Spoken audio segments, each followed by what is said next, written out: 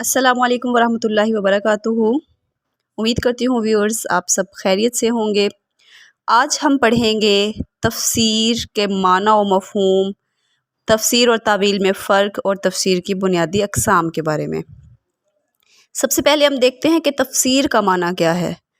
तफसीर का लुग़वी माना है खोलना, वाज़े करना, बेहिजाब कर देना, खोल कर बयान करना, और इसका मादा फ़ा सीन रा है और इसके मानी होते हैं बातनी अशिया को खोल कर बयान करना।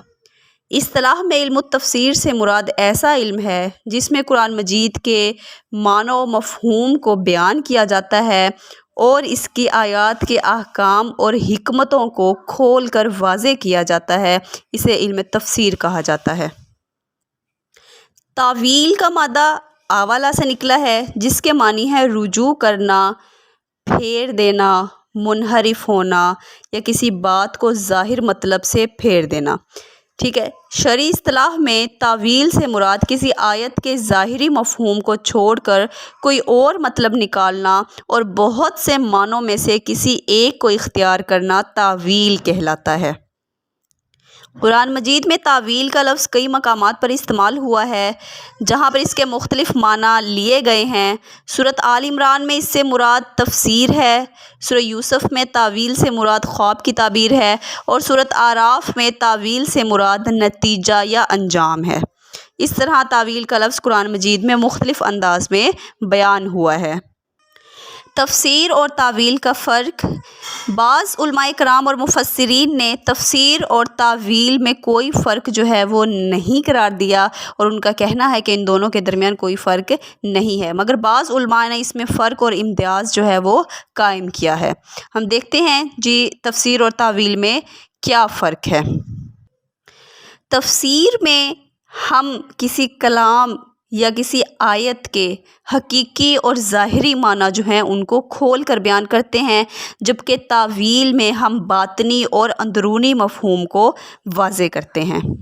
तफसीर का ताल्लुक़ रिवायत से है जबकि तावील का ताल्लुक़ दरायत के साथ है। तफसीर में इल्म यकीनी हासिल होता है जबकि तावील में इल्म ज़न्नी हासिल होता है। तफसीर जो है आयात मुहक्कमात के बारे में है जबकि तावील मुतशाबिहात से मुतल्लिक है। तफसीर अमूमन मुफरद अल्फाज के मुतल्लिक जो है वो की जाती है और तावील का जुमला लफ्ज़ जो है ये जुमलों और मुरक्कबात के ज़िमन में आता है। ये है तफसीर और तावील के दरमियान फ़र्क। अब हम देखते हैं जी तफसीर की अक़साम। तफसीर की मुख्तलिफ़ मशहूर अक़साम हैं जिनमें से सबसे पहली किस्म जो है वो तफसीर बिलमासूर है। तफसीर बिलमासूर को तफसीर बिलमनक़ूल भी कहते हैं और इसको आसारी तफसीर भी कहते हैं। तफसीर बिलमासूर से मुराद ऐसी तफसीर है जिसमें कुरान मजीद की आयात की तफसीर कुरान मजीद ही की आयात से, रसूल अकरम सल्लल्लाहु अलैहि वसल्लम के इरशादात और सहाबा और ताबीन के अक़वाल के ज़रिए की जाती है, तो उस तफसीर को तफसीर बिलमासूर कहते हैं। मिसाल के तौर पर तफसीर इब्न जरीर तबरी जो हैं तफसीरुल कुरानुल अज़ीम इब्न कसीर की, ये दोनों जो हैं ये तफसीर बिल मासूर हैं। तफसीर बिल राय दूसरी किस्म जो है वो तफसीर बिल राय है। तफसीर बिल राय को कलामी तफसीर भी कहते हैं। ये ऐसी तफसीर है जिसमें मुफस्सिर जो है नकली रिवायात से हट कर नए तकाज़ों के मुताबिक जो है इज्तिहाद और क़यास से काम लेता है और इसमें अपनी अक़ल, राय और दानिश को इस्तेमाल करते हुए कुरान मजीद की आयात के मानी बयान करता है, तो उसको तफसीर बिल राय कहते हैं। तफसीर बिल राय की मज़ीद दो अक़साम हैं, तफसीर बिल राय अल महमूद और तफसीर बिल राय अल मज़मूम। तीसरी किस्म हमारे पास है अदबी तफसीर। अदबी तफसीर ऐसी तफसीर जिसमें कुरान मजीद की वजाहत जो है फसाहत और बलागत के लिहाज से की जाती है और कुरान मजीद का बेमिसल होना जो है वो साबित किया जाता है और कुरान मजीद की अदबी खूबियाँ जो हैं उसको वाज़े किया जाता है। इसे कहते हैं अदबी तफसीर। इसमें सबसे पहले इमाम जाहिज़ ने तफसीर कुरान मजीद की लिखी। इसके अलावा क़ाज़ी अबू बकर बाक़लानी जो हैं उन्होंने कुरान मजीद की अदबी तफसीर जो है वो की। چوتھی قسم جو ہے وہ فقہی تفسیر ہے۔ فقہی تفسیر ایسی تفسیر ہے جس میں قرآن مجید کی صرف ان آیات کی تفسیر بیان کی جاتی ہے جن سے فقہ کا کوئی مسئلہ مستنبط ہوتا ہے۔ صرف انہی آیات کی تشریح قرآن اور سنت، اجماع اور قیاس سے بھی کی جاتی ہے جن میں کوئی مسائل جو ہیں وہ زیر بحث ہوتے ہیں۔ تو اس کی مثال احکام القرآن الجساس ہے، اور دوسری مثال اس کی ملا جیون حنفی کی تفسیرات احمدیہ ہے۔ اس کے علاوہ احکام القرآن سے ابو بکر رازی اور قاضی یحییٰ نے بھی قرآن مجید کی تفاسیر لکھی ہیں۔ 5ویں نمبر پر ہے جی اشاری تفسیر۔ ایسی تفسیر جس میں قرآن مجید کی تعویل اس کے ظاہری معنی کے علاوہ کسی اور معنی میں کی جائے، جس کی بنیاد کسی مخفی اشارہ پر ہو، اس میں رموز اور اسرار بیان کیے جائیں تو اسے اشاری تفسیر کہتے ہیں۔ اس تفسیر کو صوفیانہ تفسیر بھی کہا جاتا ہے۔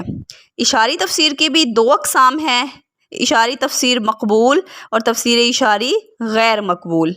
اس کی مثال حقائق التفسیر از محمد حسین سلمہ، اور اس کے علاوہ تفسیر القرآن از سہل بن عبداللہ تستری وغیرہ، یہ ان کی مثالیں ہیں۔ نحوی تفسیر 7ویں نمبر پر۔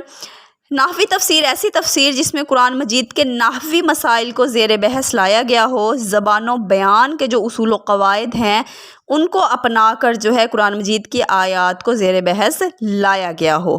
تو اس میں فخر الدین رازی کی مشہور کتاب اعراب القرآن جو ہے وہ شامل ہے۔ اس کے بعد ہمارے پاس ہے لغوی تفسیر۔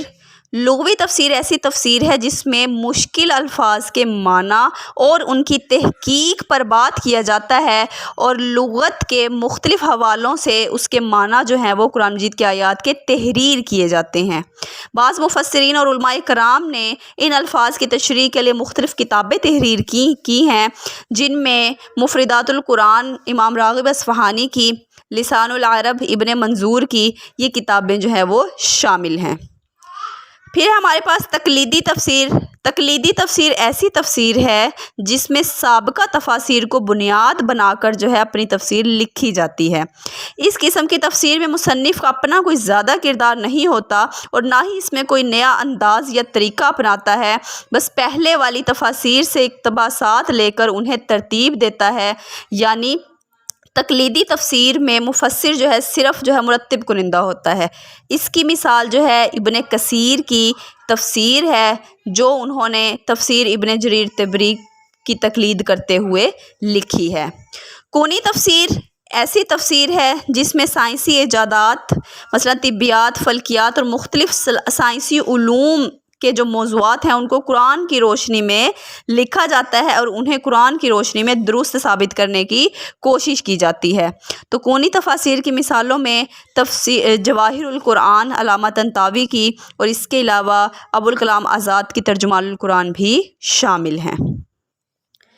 مشہور تفسیری مکاتب فکر پر بات کرتے ہیں، جن میں 4 مشہور تفسیری مکاتب فکر ہیں۔ سب سے پہلے مکہ، پھر مدینہ منورہ، پھر عراق، اور پھر چوتھا شام ہے۔ مکہ مکرمہ کے تفسیری ادب کے بانی حضرت عبداللہ بن عباس ہیں، جو کہ رسول اللہ صلی اللہ علیہ وآلہ وسلم کے چچا زاد بھائی ہیں، اور اس مکتبہ فکر کے مشہور مفسرین میں حضرت مجاہد، عطا بن رباح، سعید بن جبیر وغیرہ شامل ہیں۔ مدینہ منورہ کے مفسرین۔ مدینہ منورہ میں تفسیری مکتبہ فکر کے بانی حضرت ابی بن کعب انصاری ہیں، اور اس مکتبہ فکر سے تعلق رکھنے والے مزید مفسرین میں امام محمد باقر، امام جعفر صادق اور امام زہری شامل ہیں۔ عراقی مکتبہ فکر کے بانی حضرت عبداللہ بن مسعود ہیں، جن کو معلم بنا کر کوفہ میں بھیجا گیا تھا۔ اس کے علاوہ بصرہ میں بھی ایک تفسیری مرکز قائم تھا، اور یہاں کے مشہور مفسرین میں امام عامر شعبی، امام حسن بصری، امام ابراہیم نخعی اور امام ابو حنیفہ وغیرہ شامل ہیں۔ شامی تفسیری مکتبہ فکر جو ہے، اس کے مشہور مفسرین میں امام عبد الرحمن مکحول اور امام اوزاعی شامل ہیں۔